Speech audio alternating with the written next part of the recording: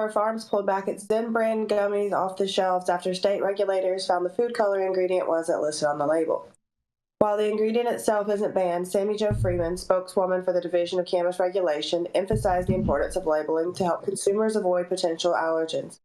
Freeman reported one adverse reaction, though it did not require hospitalization. The issue wasn't caught during Missouri's rigorous approval process for marijuana product packaging and labeling, which focuses on including required information and avoiding designs that might appeal to children.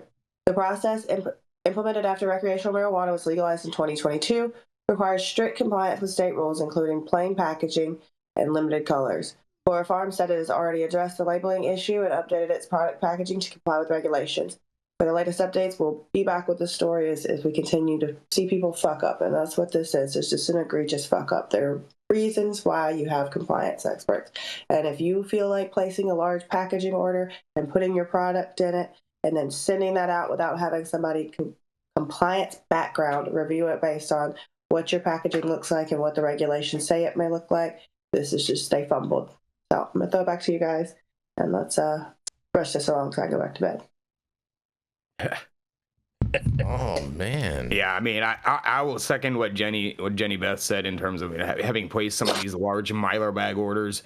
The amount of back and forth that we had between whatever the brand partner was, their counsel, our internal compliance, like that, you just have to go through the trouble, and you have to take the time and sometimes spend the money on outside counsel if you need to get that right. Because once, especially when you're ordering in bulk, once you place that order, it's done.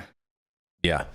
I mean, but isn't an easy fix just asphyxiating a sticker on the bag to, you know what I'm saying, to adhere to the label? I mean, isn't that an easy fix? Because a lot of people do want to save money on the packaging. There's a labor cost associated with that, you know, like that's not, you're talking about, that you're adding another step to. I understand you're adding a touch point, but I mean, overall, in the greater scheme of things, if that is the necessary fix to still utilize that packaging, it's better than just throwing all that packaging away and wasting it, because that's the major cost in that. 100%. There's a cost associated with printing the new labels and putting them on. What's that, Jenny? The better thing to do would be not fuck up like this in the first place. That's fair. I think that's a fair point too. You know what I mean? Yeah, make sure. Speaking of, let me know when I'm doing that review of Parody Gummies packaging. Yeah, people make mistakes, man. Mistakes happen. Yeah, they do, but these are costly mistakes, and you don't know how big this company is. This might be a game ender. I mean, they're a pretty big. They're a pretty good company. They're in a number of states. Sick. Mm-hmm. Fair. Good thing they can write it off. You know, just write it off. Mm-hmm. Yeah. Oh. Maybe they even have insurance for it. The insurance companies have no sense of humor about this. They got to put out money for a recall to fix it. They go headhunting. So who's responsible for this? And maybe we won't write a policy next time unless you tighten up your compliance department. This is a problem in these tightly regulated businesses. I mean, you don't find this when you go buy your breakfast cereal and it's got the same goddamn dye in it. You don't find these kind of problems because no one gives a shit.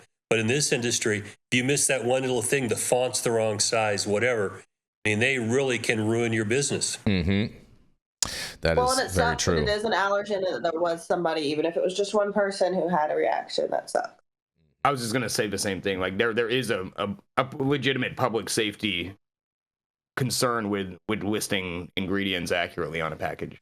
Now, did it say what because it was a food coloring agent, right? That they didn't label on there. Am I correct on that? Yeah, it was probably like a red 40 or something like that. Red dye number 9. Yeah, some number. Mm-hmm. Interesting. ATX 40. Oh, stop it! Stop the ridiculousness, you guys. Something generally regarded as safe in our industry. Oh, it's not just a faux pas. It could kill your business if you don't jump through that hoop appropriately. Mm-hmm.